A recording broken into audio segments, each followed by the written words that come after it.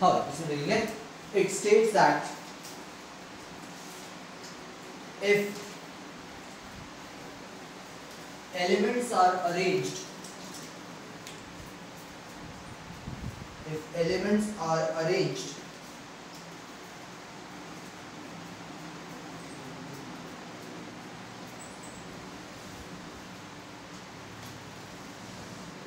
कैसे put across करें ताकि थोड़ा इजी रहे और ज़्यादा लंबा ना हो जाए।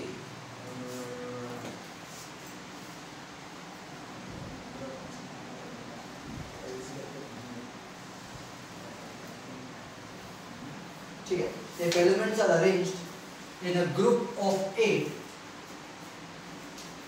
if elements are arranged in a group of 8, then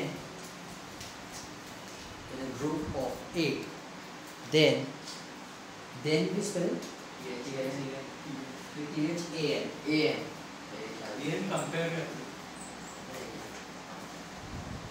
if elements are arranged in a group of 8, then the properties of the 8th element,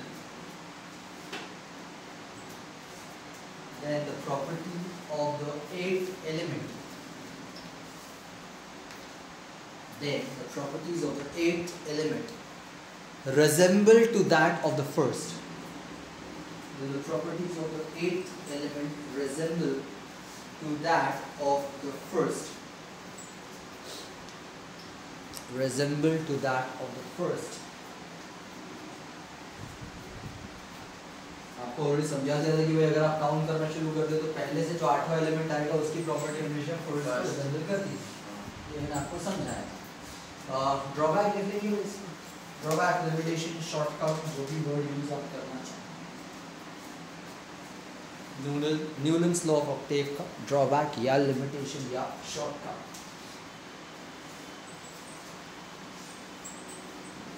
इसमें लिख लेंगे this law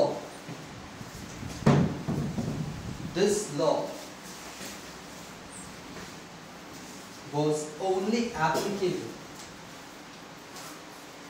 This law was only applicable for lighter elements. This law was only applicable for lighter elements.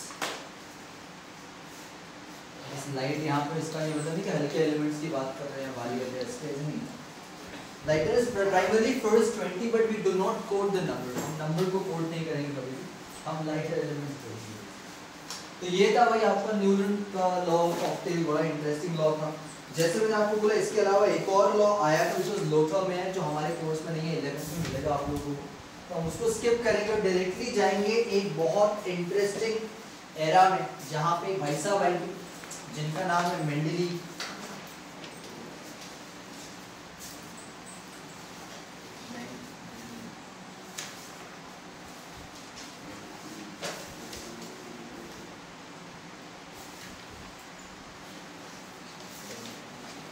तो Mendeleev's periodic law. तो Mendeleev भाई साहब ने एक बहुत इंटरेस्टिंग चीज की, उनके टाइम पे जितने भी एलिमेंट्स हैं, मेंडलीव के टाइम पे आ चुके थे 64 एलिमेंट्स। तो उन्होंने क्या किया, उन्होंने बहुत फाइनली डॉबरिनर का उठाया, कुछ कॉन्सेप्ट न्यूलन का उठाया और अपना एक लॉजिक लगाया, उसके अकॉर्डिंगली अपने 64 एलिमेंट्स को एक टैबुलर फॉर्म में प्लेस करने की कोशिश की। If you can turn to a page, जहाँ पे राइट हैंड साइड में ग्रीन कलर का आपको टेबल दिया हुआ शायद से एलिमेंट्स का, राइट? तो वो जो टेबल है that is an old table, जो हम मेंडलीव का टेबल बोलते हैं वहाँ पे, राइट? वहाँ पे बहुत वाइड स्प्रेड टेबल नहीं दिखेगा आपको, जैसा आप लोगों को मैंने एक लैंडस्केप मोड में दिखाया था, that's a wide spread table. ये बड़ा छोटा सा टेबल है, अगर आप देखोगे वहाँ पे रोमन नंबर्स में 1 से लेकर 8 लिखा हुआ है बस उसके ऊपर, वहाँ पे दिख रहा है 1 to 8 दिख रहा है वहाँ पे, राइट? तो उनके हिसाब से उन्होंने सारे एलिमेंट्स को सिर्फ 8 कॉलम्स के अंदर डिवाइड किया हुआ। So remember this thing, all the vertical things are columns, all the horizontal things are rows. तो जैसे स्कूल में हम लोग बैठते थे, हम बोलते हैं हम फर्स्ट रो में बैठे, सेकंड रो में बैठे, बेवकूफी की बात है। So sitting in the columns, right? Rows are this thing. So this is one column, but this is one row, right? So remember this thing very clearly. Horizontals are rows, verticals are columns. ये दोनों word हम बहुत commonly use करने वाले हैं इस unit के अंदर, इसलिए से बता रहा हूँ। तो भाई उन्होंने क्या किया, उन्होंने पूरे टेबल को 8 कॉलम में डिस्ट्रीब्यूट किया, हर एलिमेंट को एक जगह देती है उस पर्टिकुलर कॉलम के अंदर, किसी न किसी कॉलम के अंदर एक जगह मिल गई। याद रखिए मेंडलीव का जो कॉन्सेप्ट है that is completely based on atomic mass. Atomic number नहीं आया है, अभी भी प्रोटॉन्स की डिस्कवरी नहीं हुई है, तो उसका कॉन्सेप्ट नहीं है, एटॉमिक मास का कॉन्सेप्ट चल रहा है अभी। तो अब ये जो लॉ है, पहले हम उस लॉ को लिख लेंगे, एक लाइन का लॉ रहेगा, उसके बाद समझाने की कोशिश करूंगा। टॉपिक डालेंगे मेंडलीव्स पीरियोडिक लॉ, और इसमें लिखेंगे the properties of the elements, the properties of the elements, the properties of the elements, the properties of the elements are the periodic function. The properties of the elements are the periodic function. The properties of the elements are the periodic function of their atomic masses. The properties of the elements are the periodic function of their atomic masses. अब periodic word का मतलब मैं आपको already समझा चुका हूँ पिछले lecture में, तो we pretty much know that thing. तो इसी को रिलेट करेंगे कि भाई किसी भी एलिमेंट की जो प्रॉपर्टी है वो किसकी पीरियोडिक फंक्शन होती है, उसके एटॉमिक मास के वेरीफाई करेगा, राइट। अब उसका ये मतलब हुआ कि एटॉमिक मास के ऊपर उस एलिमेंट की प्रॉपर्टी की पीरियोडिसिटी डिपेंड करती। अब पीरियोडिसिटी का मतलब क्या होता है,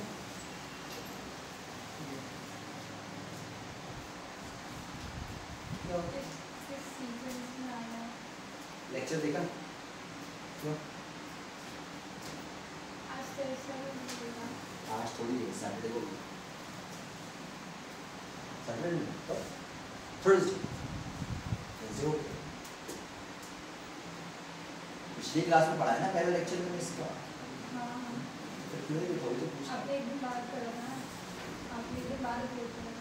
मतलब कल अपडेट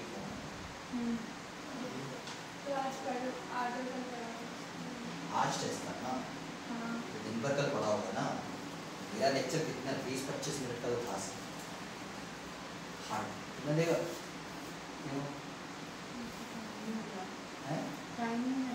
सोई के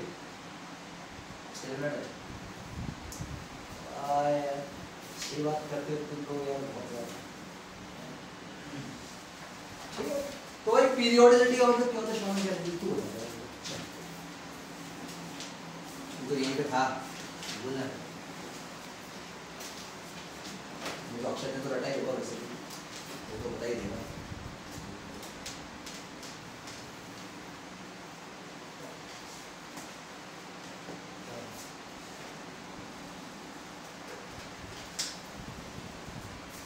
जो एलिमेंट्स होते हैं वो अरेंज होते हैं। अरे भाई पीरियोडिक शब्द का तात्पर्य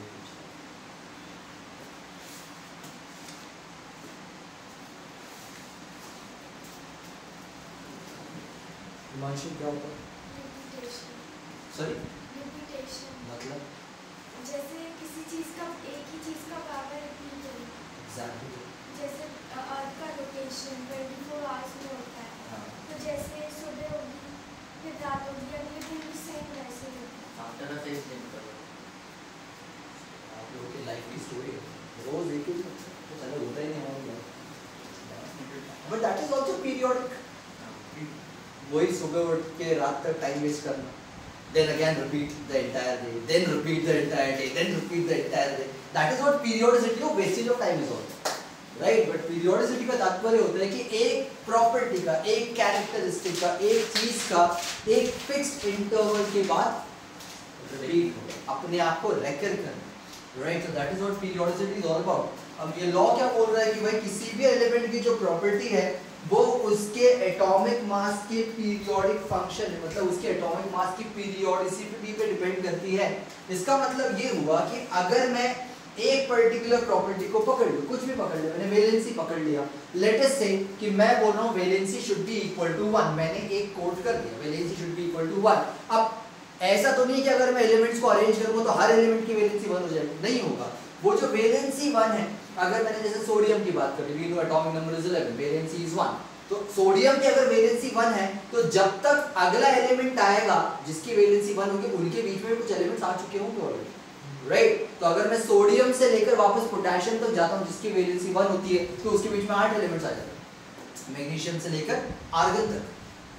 और यही न्यूलन का ऑक्टेव का भी यही कॉन्सेप्ट था कि हर 8th एलिमेंट की प्रॉपर्टी रिपीट होती है, बट प्रॉपर्टी रिपीट जरूर होगी, राइट। बट ये प्रॉपर्टी अब मेंडेलीव क्या बोल रहा है कि किसके ऊपर डिपेंड कर रही है रिपीटेशन, उसके एटॉमिक मास के ऊपर। इसका मतलब ये हुआ कि भाई अगर मैं एलिमेंट्स को पहले, न्यूलन ने तो रैंडमली अरेंज किया हो, उसने सिर्फ देखा कि कौन कौन सी प्रॉपर्टी की ऐसे मैच हो रही है 8वें से, और उसने अरेंज कर दिया वहां पे। उसने कुछ असेंडिंग ऑर्डर डिसेंडिंग ऑर्डर ऐसा कुछ नहीं किया, बट मेंडेलीव भाई साहब ने दिमाग लगाया। उन्होंने क्या किया, उन्होंने जितने भी एलिमेंट्स उनके टाइम पे थे उनको अरेंज किया in the increasing order of atomic mass, increasing order. तो starting from the least atomic mass वाला element and he went on to the highest atomic mass वाला एलिमेंट, उन्होंने अरेंज किया। और जैसे उन्होंने इस प्रकार से अरेंज किया, उन्होंने ये देखा कि वो जो प्रॉपर्टी है वो अपने आप रिपीट होना शुरू हो गई। तो जैसे अगर हम बात करते हैं सोडियम की, for example if I talk about potassium, the atomic mass is 23 and the atomic mass is 40, and obviously इसके बाद जितने भी एलिमेंट्स बीच में आ रहे हैं वो आप खुद देखोगे सारे के सारे इंक्रीजिंग ऑर्डर ऑफ एटॉमिक मास के अकॉर्डिंगली ही हैं। इसका मतलब ये हुआ कि ये जो प्रॉपर्टी है वो अपने आप ही रिपीट हो गई, फिर उसको कुछ करने की जरूरत नहीं पड़ी। बट हाँ, अरेंजमेंट कैसा हुआ उसका, इंक्रीजिंग ऑर्डर ऑफ एटॉमिक मास के बेसिस पे। अगर मैं किसी एलिमेंट को शफल कर दूं, for example if I write chlorine first and sulphur later, now ideally sulphur comes first, but अगर मैं क्लोरीन को सल्फर के पहले लिख देता हूं तो फिर ये जो ऑर्डर ये गड़बड़ा जाता है, फिर वहां पे फिर वो जो प्रॉपर्टी है उसका एक रेकरेंस का जो ट्रेंड है वो चेंज हो जाता है फिर वहां, राइट। तो for fixing that thing he actually placed them in the increasing order of the atomic masses and he found that the properties were actually getting repeated in a particular manner, fixed manner में ही repeat होते हैं। ऐसा नहीं कि अपने मन से इसकी वैलेंसी 1 तो उसके बाद वाले की भी वैलेंसी 1 हो रही है, नहीं हो रही है, वो एक पर्टिकुलर टाइम के बाद ही रिपीट हो रही है उसकी। तो उसने फिर ये सोचा कि हाँ ये हो सकता है कि जो प्रॉपर्टी का रेकरेंस है, जो रीअकरेंस है, वो किस पे डिपेंड कर रहा है, उनके एटॉमिक मास पे डिपेंड कर रहा है, और उसी के अकॉर्डिंगली उसने एलिमेंट को अरेंज किया वहां, right. Now if you focus on that particular table, जो आपको ग्रीन कलर का टेबल दिया हुआ है आपको, वहां पे सारे एलिमेंट दिए, वहां पे हाइड्रोजन दिया हुआ है आपको, बट अगर आप वहां पे बहुत ध्यान से देखोगे वहां पे कोई भी नोबल गैस नहीं है। इज देयर आर्गन और नियॉन और ज़ेनॉन और रेडॉन, कुछ दिख रही है क्या वहां पे? नहीं दिख रहा है। इंटरेस्टिंग बात यह है उनके टाइम में कोई नोबल गैस डिस्कवर नहीं हुई, no noble gas was discovered at that time. तो इसलिए ही स्टिल जस्ट प्लेस जितने भी उसके पास एलिमेंट्स थे उसने उसको अरेंज कर दिया है, बट किस ऑर्डर में, क्या इन the increasing order of atomic मास। ये बहुत इंटरेस्टिंग चीज है। और उसके बावजूद हीलियम नियॉन वगैरह के ना होने के बावजूद वो जो टेबल है वो सक्सेसफुल, तो कुछ तो दिमाग लगा होगा उसने, बहुत प्रॉपर्टीज टेस्ट किए, उसने देखा रेकरेंस हो रहा है वहां पे, राइट। बट हाँ, फिर कुछ थोड़े बहुत डिफरेंसेस भी हैं, उनके ऊपर मैं आऊंगा अभी कि डिफरेंसेस किस प्रकार से काम करते हैं। लॉ समझ में आएगा, हम लोग स्ट्रेट फॉरवर्ड बड़ा सिंपल सा लॉ है, बिल्कुल डिफिकल्ट लॉ नहीं है। अब यार आप उस टेबल में अगर देखोगे तो कुछ जगह एलिमेंट नहीं दिखेंगे, डब्बे तो हैं बट जगह में वहां पे छूटी हुई है कुछ जगह, देयर आर गैप्स, राइट। अब ये वो गैप्स इसलिए हैं क्योंकि वो एलिमेंट उस टाइम पे डिस्कवर नहीं हुआ। अब जब कोई चीज डिस्कवर नहीं हुई तो मेंडेलीव को कैसे पता कि वहां पे कुछ होना चाहिए, नहीं पता होना चाहिए ना उसने, बट उसने प्रेडिक्शन किया कि नहीं यार मेरा लॉ है इंक्रीजिंग ऑर्डर ऑफ एटॉमिक मास, हो सकता है मेरे इस टाइम पे अभी जो एलिमेंट्स हैं वो इस स्पॉट पे नहीं आना चाहिए, उसको और कोई स्पॉट मिलना चाहिए, उसने और कोई स्पॉट दे दिया, और उसने ये प्रेडिक्ट किया कि फ्यूचर में एक ऐसा एलिमेंट आ जाएगा जो मेरे स्पॉट को फिल करे, और उसका एटॉमिक मास फिर भी जो गैप है उसी के अकॉर्डिंगली रहेगा। फॉर एग्जांपल अब अज्यूम कर लेते हैं, लेट्स से किसी का random atomic mass for example 8 है और किसी का 15 है, और ये दोनों एलिमेंट्स आपके पास हैं, तो ऑब्वियसली आप 8 को पहले रखोगे, 15 को बाद में रखोगे। क्यों? क्योंकि you are following the increasing order of atomic mass का 10। बट लेट अस अज्यूम कि यार यहाँ पे मैंने गैप छोड़ दिया, मैंने बोला मेरे पास ऐसा कोई एलिमेंट नहीं जो 8 और 15 के बीच में आ रहा है, बट मुझे लगता है कि अगर कभी फ्यूचर में आएगा तो वो यहीं पे आना चाहिए, तो ऑटोमेटिकली मैं ये प्रेडिक्ट कर रहा हूँ कि जो मेरा एलिमेंट डिस्कवर होगा अगर होगा तो उसका एटॉमिक मास 8 और 15 के बीच में आना चाहिए, आना ही चाहिए। फिर तो लेट अस अज्यूम कि मैं 500 साल बाद मेरा एलिमेंट डिस्कवर हो गया जिसका एटॉमिक मास आ गया 30। अब मैं टेस्ट करूंगा 500 साल पुरानी थ्योरी, तो मैं क्या करूंगा, मैं ये नए एलिमेंट को यहाँ पुट करूंगा। अब अगर मैंने यहाँ पे पुट किया तो हाँ भाई इंक्रीज नंबर ऑफ एटॉमिक मास तो फिक्स हो रहा है, बट देन इसके कारण ऐसा ना हो कि वो जो प्रॉपर्टी का ट्रेंड है रिपीटेशन वो खराब हो जाए। बट इंटरेस्टिंग बात ये 500 साल बाद मैंने देखा इसकी वजह से प्रॉपर्टीज के ट्रेंड में कोई चेंज नहीं है। इसका मतलब उसका लॉ इतना फुल प्रूफ था कि भाई अगर आप एक अननोन एलिमेंट को भी पुट कर दोगे जिसका एटॉमिक मास उस ट्रेंड को फॉलो कर रहा है, उसकी वजह से बाकी एलिमेंट्स की प्रॉपर्टीज वेलेंसी हो गई, मेटालिक कैरेक्टर हो गया, नॉन मेटालिक कैरेक्टर हो गया, आयनिक नेचर हो गया, इलेक्ट्रोनेगेटिविटी हो गई, इसमें किसी प्रकार के चेंजेस नहीं आए। सो वो जो गैप है वो क्या है, वो उसका शॉर्टकमिंग नहीं है, वो उसका एडवांटेज है, वो उसका एक्चुअली बहुत बड़ा पॉजिटिव है कि he could predict those elements which were not even discovered at in that particular era. और उसके हिसाब से वो गैप क्यों छोड़ेगा वहां पे, so that कोई भी एक एलिमेंट आएगा वो उसी जगह पे आएगा, राइट? आया समझ में नहीं आपको? फॉर एग्जांपल अगर हम बात करते हैं एल्यूमिनियम की, वो आपको टेबल में दिखेगा वहां, there is aluminum in that table, you can see that, right? Al is there basically, but then there is silicon also there, right? I'm not sure arsenic is present in this table or not. I'm not very sure about it. We do a table तो obviously याद नहीं। ठीक है, कोई बात नहीं, doesn't matter. Do we see germanium there? No. Ge है, germanium दिख रहा है आपको? Ge के बाद Ge दिया हुआ, चलिए बहुत अच्छी बात है। मेरे को लगा था उसके टेबल उस टाइम पे नहीं आया, क्योंकि कुछ बुक्स में मिसप्रिंटेड था वहाँ पे। कोई बात नहीं। ना, there are some elements which are not there. But he has actually put a gap और वो उसी गैप को फिल कर रहा है, राइट? अगर आप उसी टेबल के नीचे एक पैराग्राफ दिया हुआ है, उस पैराग्राफ को एकदम लास्ट में पढ़ोगे थोड़ा सा, आपको दो नाम दिखेंगे, एक दिखेगा एका एल्यूमिनियम और एक मिलेगा एका सिलिकॉन। होपफुली सिलिकॉन दिया हुआ एका के फॉर्म में आपको दिख रहा है, कहाँ पे ठीक है? येलो बॉक्स कहाँ पे? उसी के नीचे पैराग्राफ जो दिया हुआ है उसको थोड़ा पढ़ो ना मेरे भाई, थोड़ा और नीचे जाके पढ़ो ना मेरे भाई। अब ये देखो रटा थोड़ी कौन सी लाइन में, आई नो कि वो वहीं पे है। एका मतलब एका दो एलिमेंट दिए ना एका के साथ में, एका एल्यूमिनियम दिया है, पढ़ना पड़ेगा सबके अलावा कंटिन्यू होगा। हाँ एका एका बोरॉन, एका एल्यूमिनियम एंड एका सिलिकॉन, तीन चीजें दी।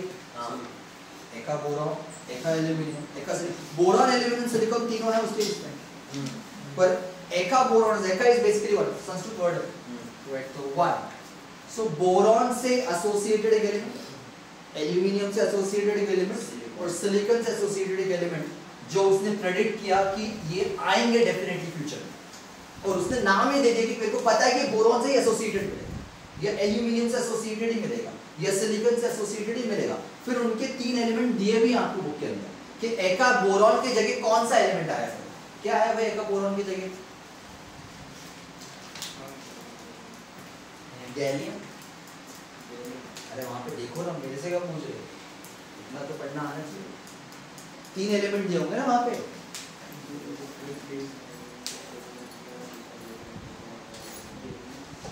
एल्यूमिनियम को गैलियम में रिप्लेस कर दिया हैं? अरे भाई क्या पढ़ रही, क्या पढ़ रही, क्लोराइड दिया तो है। अच्छा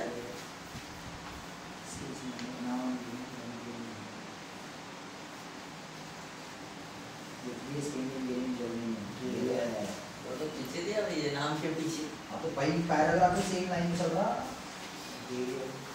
क्या चल रहा? तो भाई जो हमारे तीन एलिमेंट्स हैं वो है सबसे पहले तो एका बोरॉन। तो एका बोरॉन की जगह क्या नाम आ गया फिर उसका? Scandium, right? तो जो हमारा atomic number 21 scandium, remember atomic number 20 that actually was called as एका boron in this time. Then we have एका एल्यूमिनियम, उसकी जगह क्या नाम लिया हमारे पास? गैलियम आ गया, Ga, राइट? और उसके अलावा then we have एका सिलिकॉन, उसकी जगह क्या आ गया? Germanium. So that is the interesting part that he could predict कि भाई वो एलिमेंट्स आएंगे जो इन्हीं एलिमेंट्स की प्रॉपर्टीज को रिजेंबल करेंगे, क्योंकि उसके हिसाब से ट्रेंड इंक्रीजिंग ऑर्डर का बनना चाहिए। he was not able to find some element जो उस स्पॉट को भरेंगे, तो ये प्रेडिक्टली हो सकता है आएगा फ्यूचर में, बट आएगा तो यहीं पे आएगा और फिर भी वो उस टेबल की पीरियोडिसिटी को, टेबल की प्रॉपर्टी की रिपीटेशन को, ऑकरेंस को कभी भी चेंज नहीं करेगा। अगर नहीं आता, सॉरी नहीं आता तो नहीं आता तो 500 साल लगा, और फिर भी नहीं आता तो ऑब्वियसली मेंडलीव की इस थ्योरी को डिस्कार्ड करके नई थ्योरी आ चुकी होती है। बट उसमें यह दिया मेंडलीव का कब किया, तो मुझे यार पता नहीं, 1834 18 नहीं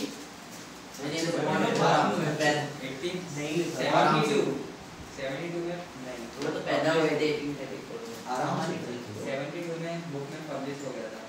तो 1872 या 1870 अप्रोक्सीमेट मान के चलते कि भाई 36 साल का इंसान होगा, कुछ ना कुछ तो दिमाग लगा के कर दिया होगा। नाउ 1817 टुडे इज 2020, कितने साल हो गए? 150 साल हो गए। 150 साल में तो कुछ गलत नहीं हुआ, बहुत बड़ी बात हो रही थी, छोटी मोटी बात तो। हमारे पास इंडिया में कंप्यूटर 96 में आया है, कंप्यूटर डेस्कटॉप माइक्रोसॉफ्ट ने जो दिया था हमको सबसे पहले 96 में आया सबसे पहले। कुछ अमीर लोगों के पास 92 में भी था, अल्ट्रा अमीर लोगों के पास, गरीब लोगों के पास 96 में आया बेसिकली, राइट। तो हमारे पास जब एज 96 मतलब हमसे 24 साल पहले शुरू हुई है फॉर एग्जांपल, तो उसके टाइम तो कुछ नहीं है, but he still could predict all those things, beautiful. इसके अलावा कुछ ड्रॉबैक्स हैं, कुछ ड्रॉबैक्स। अब ये ड्रॉबैक्स क्या है, और ये क्वेश्चन बकायदा, अच्छा वो जो एका एल्यूमिनियम वाला पॉइंट है वो मार्क कर देना। आपसे पूछा जाता है कि एका सिलिकॉन का नाम क्या हो गया है, जर्मेनियम का नाम क्या हो गया है, या बोरॉन का नाम क्या हो गया है, तो ये चीज़ याद रखनी। वही आप लोग बोर्ड से पूछ सकते हैं एक मार्क में, एमसीक्यू टाइप का थोड़ा सा वो आपसे पूछ सकते हैं, तो वो याद रखना। गैप का तो advantage, it's good good answer that, but then कुछ प्रॉब्लम, जैसे if I talk about isotopes, what do you mean by isotopes? Same atomic number नहीं, same atomic mass different atomic number. हाँ क्या होता है isotopes? Different atomic number but same atomic मास।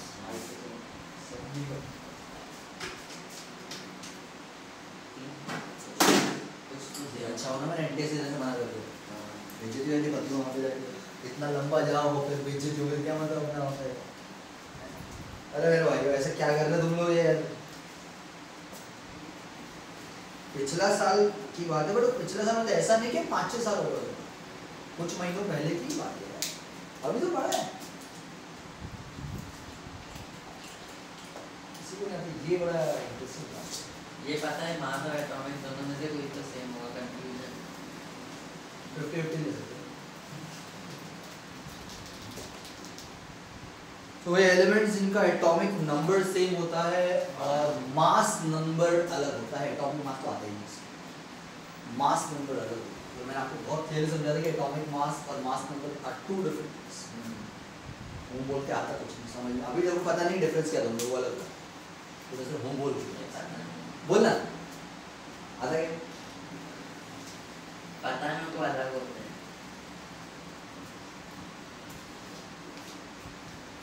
क्या बात है। तो ये एटॉमिक नंबर की मैं बात कर, आइसोटोप्स की बात कर रहा था कि भाई एटॉमिक नंबर सेम होगा बट मास नंबर अलग अलग होगा। अब भाई क्योंकि उस टाइम पे प्रोटॉन्स का कॉन्सेप्ट नहीं, तो एटॉमिक नंबर का कॉन्सेप्ट नहीं, तो उसके बाद मास नंबर का कोई लॉजिक नहीं बनता, तो उसने एटॉमिक मास से रिप्रेजेंट किया उस चीज। अब अगर मैं आइसोटोप्स की बात करूं तो कुछ आइसोटोप्स मैंने पिछले साल लिखवाए थे एग्जांपल के तौर पे, आपको 3 स्पेसिफिकली लिखवाए थे आप। मैंने कोबाल्ट का कोई, हाँ उसका एक पैराग्राफ राइट हैंड साइड में जरूर दिया हुआ था, जिसमें कैंसर का ट्रीटमेंट का दिया हुआ था, वो एनसीईआरटी में दिया था, मैंने बताया वो एनसीईआरटी में दिया हुआ था। मैंने आपको क्या एग्जांपल बताया? हाइड्रोनियम, हाइड्रो, हाइड्रोजन के 3 हाइड्रोजन 1 हाइड्रोजन 2 वो नाम याद दे तो हाइड्रोजन 1 2 3 हो सकते हैं ना, बस को है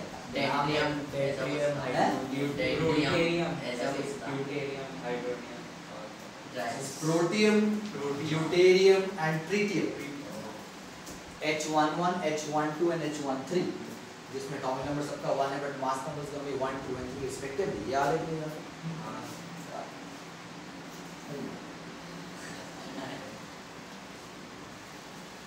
ये तीन आइसोटोप्स होते हैं भाई, protium, deuterium and tritium, right? इसके अलावा इसके दो बताए थे, 6 12 4 हाँ और इसके बारे में बड़ा अच्छे से समझाया था आपको मैंने। हाँ कहाँ यूज होता है? Carbon dating. कार्बन डेटिंग में यूज होता है।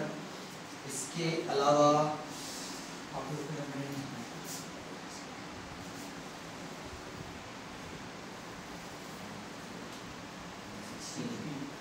नाइट्रोजन के दो आइसोटोप बताए थे आप लोगों को। नाइट्रोजन नहीं भी आ जाएगा तो टेंशन नहीं। 35.37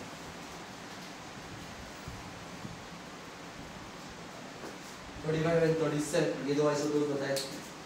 अब यार अगर मैं मेंडेलीव की बात मानूं तो मैं इन सारे एलिमेंट अलग अलग है ना भाई, तो इन सारे एलिमेंट को किस तरीके से अरेंज करूंगा in increasing order of atomic मास। इसका मतलब ये हुआ कि जब मैं हाइड्रोजन को उस टेबल में रखूंगा तो मेरे को हाइड्रोजन के लिए कितनी जगह रखनी पड़ेगी?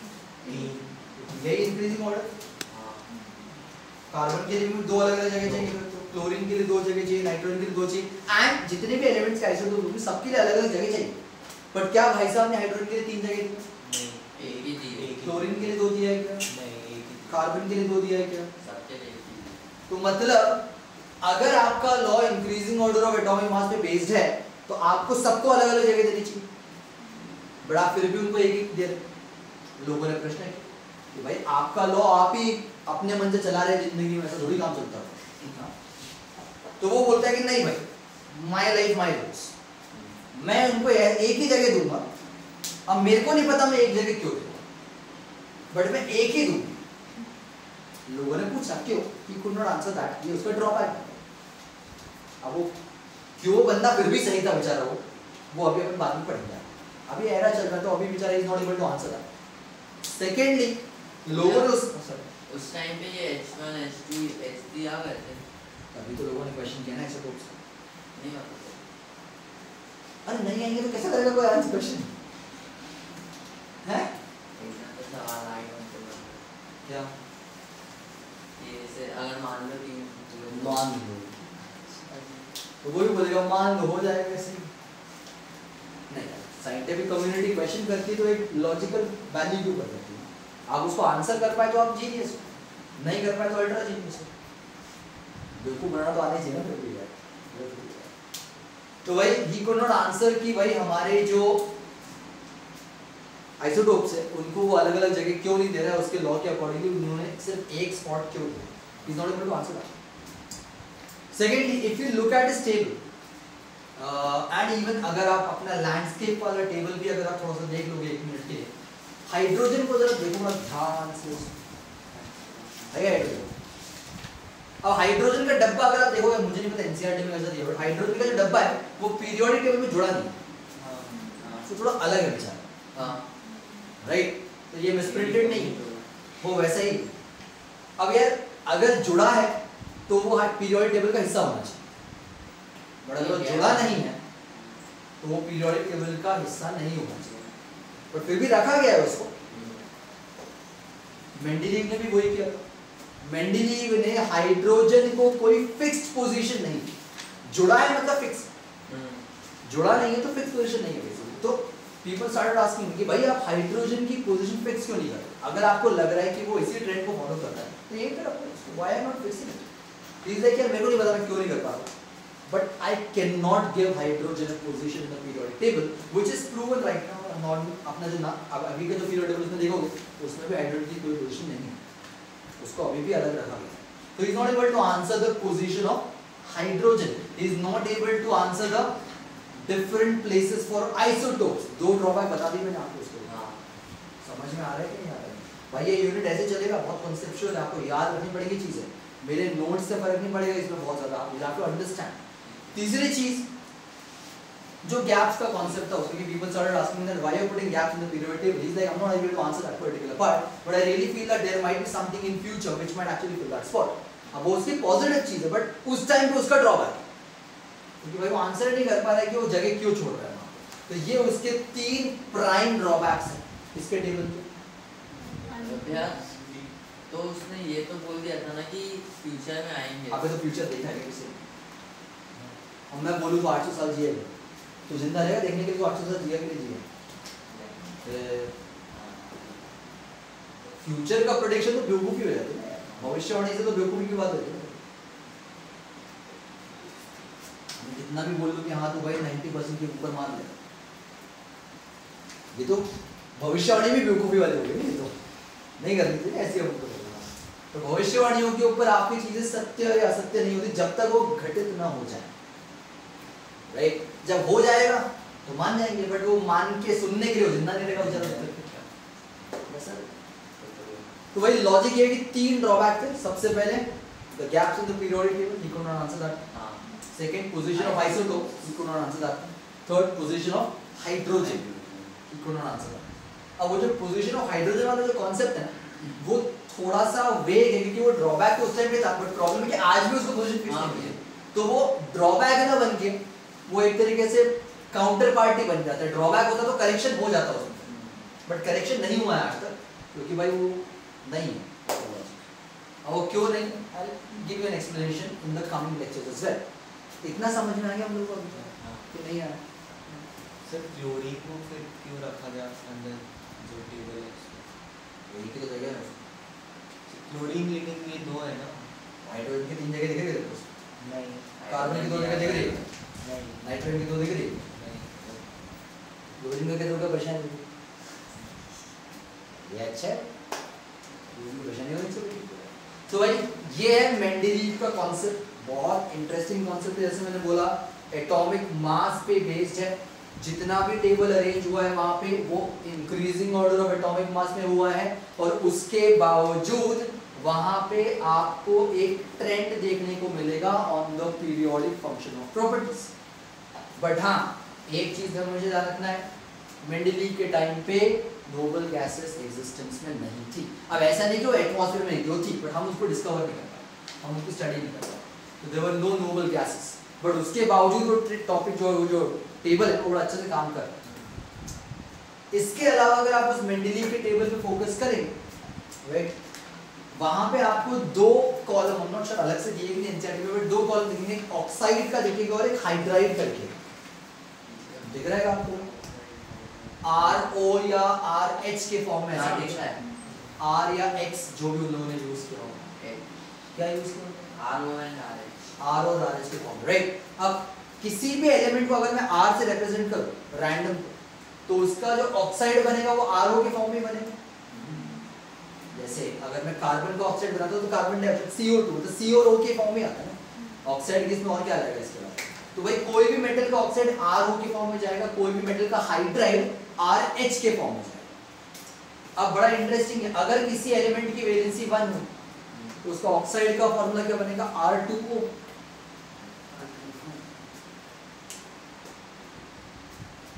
क्या बोल रहे हैं, ये बात कर रहे हैं। अगर किसी एलिमेंट की वैलेंसी 1 हुई तो उसके ऑक्साइड का फॉर्मूला क्या बनेगा? सोडियम ऑक्साइड का फॉर्मूला क्या होता है, कैसे बनाते हो? वैलेंसी निकाल दो, मतलब वैलेंसी को प्लस क्रॉस करते हैं। क्या होंगी वैलेंसी वैलेंसी का? सोडियम के पास और ऑक्सीजन ऑक्सीजन का एटॉमिक नंबर क्या है? 2 8 सर वैलेंसी 2 वैलेंसी क्या होगा? 2 6 2 6। तो वैलेंसी कितनी होगी? तो ऑक्सीजन में वैलेंसी हमेशा 2 होती है। हां, तो भाई अगर यहाँ पे वैलेंसी 1 है तो वो वहां जाएगी, और ऑक्सीजन की हमेशा इसके साथ आएगी। दो हो जाएगा। तो किसी भी एलिमेंट की वैलेंसी अगर 1 है तो उसका ऑक्साइड का फॉर्मूला हमेशा R2O के फॉर्म में आएगा। Na2O हो गया फॉर एग्जांपल, Li2O हो गया फॉर एग्जांपल, K2O हो गया फॉर एग्जांपल, कोई भी हो, राइट। बट अगर किसी की वैलेंसी 2 है तो फिर फॉर्मूला हमेशा RO के फॉर्म में रहेगा, क्योंकि दोनों के 2 कैंसिल हो जाएंगे। MgO, CaO, समझ में आ रहा है? अगर किसी की वैलेंसी 3 हुई तो फॉर्मूला हमेशा R2O3 के फॉर्म में जाएगा, Al2O3, P2O3, क्रिस क्रॉस ही तो करना है उसमें, राइट। तो वही उन लोगों ने वहां पे ऊपर दिया है, तो कंफ्यूज नहीं होना है बिल्कुल भी कि यार ये क्या है वहां, वो आपको बता रहा हूँ। वो देखने में अजीब लगता है कि यार ये R2O3 क्यों लिखा है, सिंपल बात है, मतलब एलिमेंट की वैलेंसी कितनी है वहाँ पे? तो अगर आप देखोगे कैल्शियम या मैग्नीशियम के ऊपर लिखा होगा उन लोगों ने वहाँ पे RO, ठीक है? क्योंकि कैल्शियम मैग्नीशियम दोनों जो है एक ही कॉलम में दिखेंगे आपको, और दोनों की वैलेंसी 2 होती है। तो मतलब कैल्शियम हो या मैग्नीशियम हो, अगर ये इस टेबल में आ रहा है और अगर वो एक ही कॉलम में आ रहा है, तो उन सारे एलिमेंट्स का जो फॉर्मूला बनेगा ऑक्साइड का हमेशा RO के फॉर्म में जाना चाहिए। This is what is the periodicity of property, right? Oxide बनाने मैंने प्रॉपर्टी पकड़ ली किसी भी एलिमेंट का ऑक्साइड। अब अगर मैं बोल रहा हूँ कि मैं 4 एलिमेंट ले लिए और सबका जो फॉर्मूला बन रहा है, सपोज वो R2O3 की तरह बन रहा है, तो उनको मैं एक साथ रखूंगा फिर। यही लॉजिक होगा ना भाई। अगर किसी का सबका ऑक्साइड का फॉर्मूला RO के फॉर्म में बना तो उन सबको मैं एक साथ रखूंगा। तो मैंने क्या किया, सबको एक साथ रख दिया, ऐसे बैच बना के हर कॉलम में डाल दिया, और फिर अब मैंने ऑब्जर्व किया पूरे टेबल को, तो फिर भी वो अपने आप अरेंज होगा इन the increasing order of atomic मास। अगर मैं हाइड्राइड के हिसाब से सोचूं, फॉर एग्जांपल किसी भी एलिमेंट की अगर वैलेंसी 1 है तो हाइड्राइड का फॉर्मूला हमेशा RH हो, क्योंकि हाइड्रोजन की वैलेंसी हमेशा 1 होती है। अगर फॉर एग्जांपल मैं बोलता हूं कि किसी भी एलिमेंट की वैलेंसी 3 है, देन हाइड्राइड का फॉर्मूला हमेशा RH3 के फॉर्म में होगा। AlH3 aluminium hydride PH3 phosphine for example. तो मैंने क्या किया, अगर हाइड्राइड प्रॉपर्टी पकड़ ली, और अगर मैंने बोला कि भाई किसी भी एलिमेंट की वैलेंसी फॉर एग्जांपल या किसी भी एलिमेंट का जो हाइड्राइड है वो सपोज RH3 के फॉर्म में जा रहा है, तो उन सबको मैंने एक साथ रख दिया, RH के फॉर्म में सबको एक साथ रख दिया। फिर मैंने ऑब्जर्व किया ये अपने आप फिर भी अरेंज हो गए इन the increasing order of atomic मास। तो मतलब ऐसा नहीं है कि हाइड्राइड के लिए अरेंजमेंट अलग आ रहा है, ऑक्साइड के लिए अरेंजमेंट अलग आ रहा है, वो सारे एलिमेंट एब्सोल्युटली उसी जगह पे आ रहे हैं, वो किसी भी प्रॉपर्टी को जस्टिफाई करने के बाद।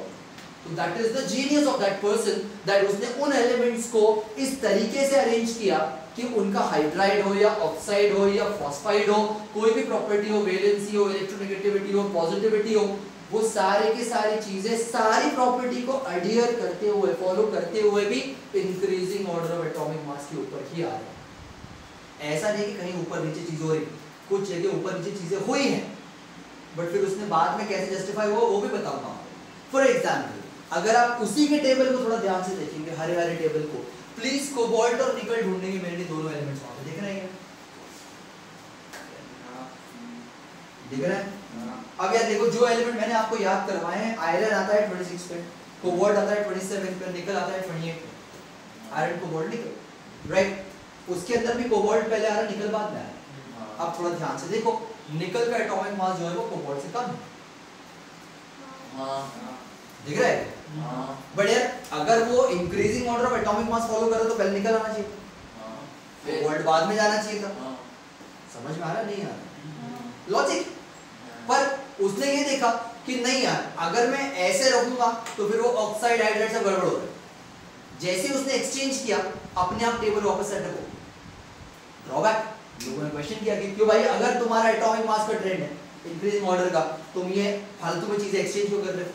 वो क्या बोल रहा है कि भाई मेरे को नहीं पता क्यों हो रहा है, क्योंकि अगर मैं वैसे एब्सोल्यूट लॉ को फॉलो कर रहा हूं तो फिर वो टेबल गड़बड़ हो, मेरा टेबल सही होना चाहिए, इसलिए उसने एक्सचेंज कर दिया। सिर्फ वो 2 पेयर नहीं, और भी मिलेंगे आपको इसमें, राइट? ध्यान से देखने जाओगे तो मिल जाएंगे आपको काफी पेयर्स उसके अंदर। तो लॉजिक ये है कि increasing order of atomic mass का ट्रेंड उसने हर जगह फॉलो नहीं किया, कुछ जगह अनोमलीज आई हैं। अनोमलीज मतलब exceptions, there are some exceptions there कि भाई उसी का ट्रेंड उसने खुद ने फॉलो नहीं किया वहां। क्यों? जस्ट टू मेक श्योर कि सारी प्रॉपर्टीज फिर भी पीरियोडिक रहे, क्योंकि अगर वो कर देता उसको तो फिर पीरियोडिसिटी खत्म हो जाती है, फिर वो वैलेंसी अलग अलग हो रही है, फिर वहां पे फिर वो हाइड्रेट के फॉर्मूले चेंज हो जाएंगे, ऑक्साइड के चेंज हो जाएंगे, बाकी प्रॉपर्टीज भी चेंज हो जाएंगी। आया समझ में कि नहीं आया? जो टेबल है वो छोटी मोटी चीज है, बहुत बड़ी चीज है, देखने में लगता है छोटा सा टेबल है, but that is the complete chemistry का एरा हमारे लिए, क्योंकि उसके बाद ही बहुत इंटरेस्टिंग रिसर्च होना शुरू हुई, बहुत इंटरेस्टिंग रिसर्च होना शुरू हुई। अभी तक समझ में आया कि नहीं?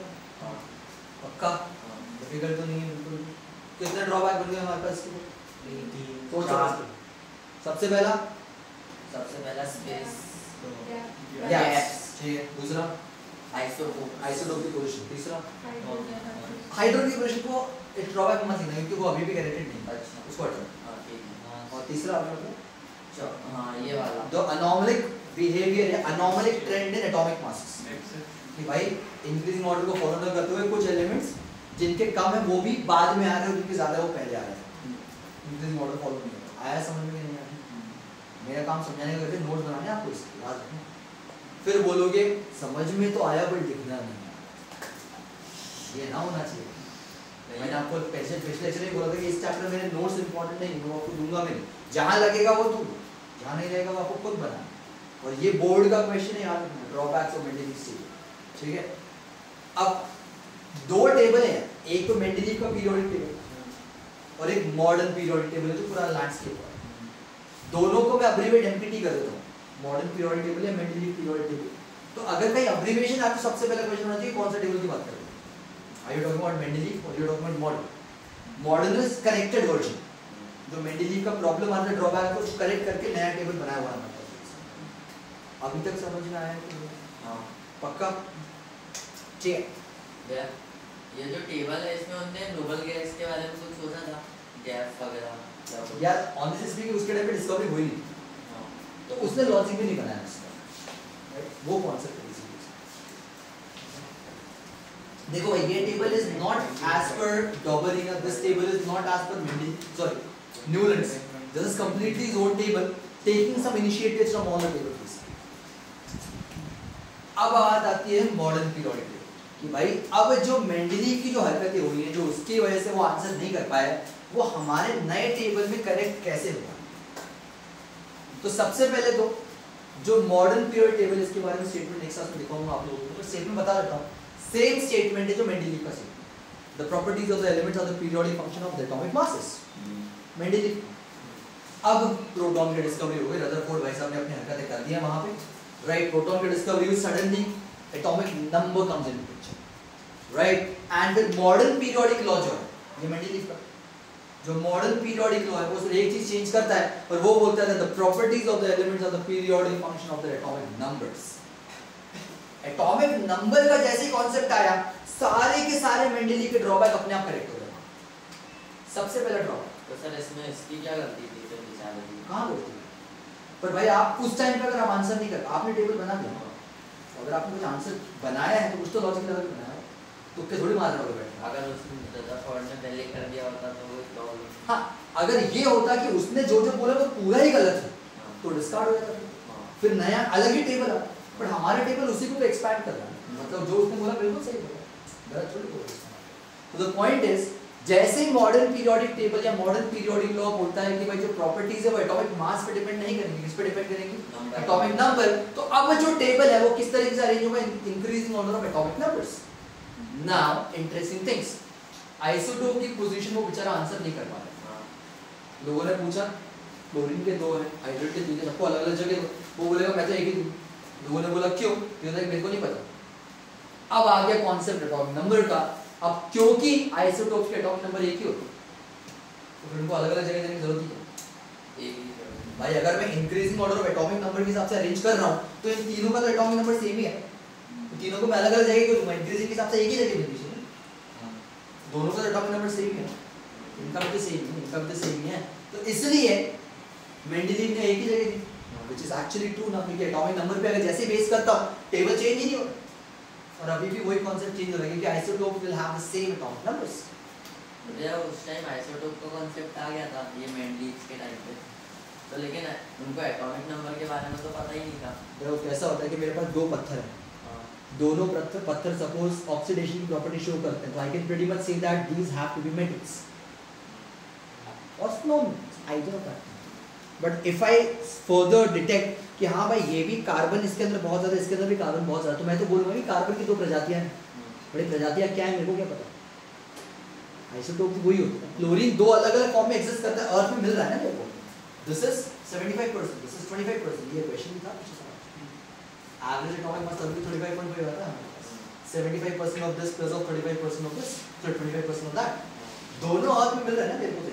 बट दोनों अगर अर्थ में मिल रहे हैं, इसका ये मतलब नहीं कि मेरे को पता ही कि दोनों क्या है, दोनों क्लोरीन है, आई नो दैट, बट दोनों के टेस्ट अलग अलग आए, तो कुछ तो प्रॉपर्टी अलग होगी, वो प्रॉपर्टी क्या मेरे को क्या ऐसा है। मैंने नाम दे दिया आइसोटोप्स, आइसो मींस सेम, मैंने नाम दे दिया, बट अब मेरे को नहीं पता कि वो सेम क्यों है, या सेम होते हुए भी अलग क्यों, we do not know that, right. तो भाई जो आइसोटोप की पोजीशन का जो ड्रॉबैक था वो इमीडिएटली आपके एमपीटी के अंदर करेक्ट हो गया, मॉडर्न पीरियोडिक टेबल के अंदर करेक्ट हो गया, because the atomic numbers are the same for isotopes, thus they should not be given different spaces. Is everyone clear with this? Interesting. Second बात आते हैं, मैं आपको कौन से टॉपिक में गैप का बताया मैंने आपको। ऑब्वियसली गैप के बारे में डिस्कवरी हो गई, ऑब्वियसली वो गैप ऑटोमेटिकली फिल हो गया क्योंकि जो एलिमेंट डिस्कवर हुए हैं, scandium for example atomic number 21 है, तो उसने जो प्रेडिक्ट किया था कि वो एका बोरॉन की जगह लेगा, तो एक्चुअली उसने एका बोरॉन की ही जगह ली क्योंकि उसका एटॉमिक नंबर 21 आया जो उस टेबल में फिट हुआ एक्चुअली, राइट। उसने फॉर एग्जांपल बोला कि एल्यूमिनियम, एंड सडनली यहाँ पे हमारे पास क्या आ गया, गैलियम, राइट, गैलियम प्रोनाउंसिएशन आ गया अलग हो जाता है उसका, गैलियम, राइट। सिमिलरली उसने बोला था एका सिलिकॉन और उसके कि जर्मेनियम आया हमारे पास और उनका एटॉमिक नंबर एब्सोल्युटली वही हुआ जो उस स्पेस को फिल कर, तो मतलब बड़ी बात हो गई। ऐसा भी नहीं हो कि उसका एटॉमिक नंबर जो डिस्कवर हुआ है वो और ही कहीं फिट हो रहा है, फिर ऐसा भी नहीं हो रहा, राइट। उसका बिल्कुल सही डिस्कवरी हुआ। तीसरा जो था दैट वाज जो नंबर का डिफरेंस था, जो एनोमलिक ट्रेंड था, हाँ, तो उसने जब देखा नया टेबल के एटॉमिक नंबर के हिसाब से देखा तो कोबाल्ट का एटॉमिक नंबर एक्चुअली निकल से कम ही, कोबाल्ट इज 27, निकल इज 28, तो उसके ट्रेंड के हिसाब से एटॉमिक मास गड़बड़ दिख रहा है आपको वहां, तो एटॉमिक नंबर के हिसाब से बिल्कुल सही प्लेस है वहां, राइट। तो ये तीनों के तीनों जो ड्रॉबैक है वो इमीडिएटली आपकी मॉडर्न पीरियोडिक लॉ जो है उसको करेक्ट कर देता है। आया समझ में? बट हाँ, इसको करने के दौरान उसके टेबल में किसी प्रकार का चेंज नहीं हुआ, वो टेबल वैसे के वैसे ही है, but then the table was modernised क्योंकि then we got the noble gases and obviously we also got more elements, right. हमारी बुक में 118 दिए शायद से ऊपर में 118, कुछ एनसीईआरटी जो पुराने एडिशन में उसमें था 116 भी हो सकता है, नई वाले में 118 भी हो सकते हैं, डिपेंड करता है कितने दिए हुआ। ये मॉडर्न अभी रिसेंट का होगा ना, बिल्कुल मॉडर्न परसों नहीं करेंगे, नहीं मतलब ऐसे रिसेंट का नहीं, मतलब वो जितना नहीं होंगे ना,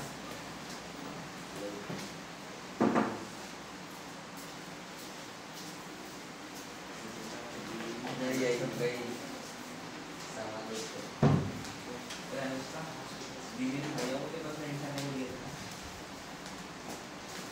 ठीक है। तो भाई वो जो टेबल है मतलब that is actually getting corrected in all the senses, 118 elements आ चुके हैं। बट हाँ, अब क्या हो गया, अब जो टेबल है वो डिवाइड हो गया दो चीजों में, एक है आपके वर्टिकल कॉलम्स, राइट। ये मैंने आप अच्छा एक काम करें, मेरा भी आपको टेस्ट है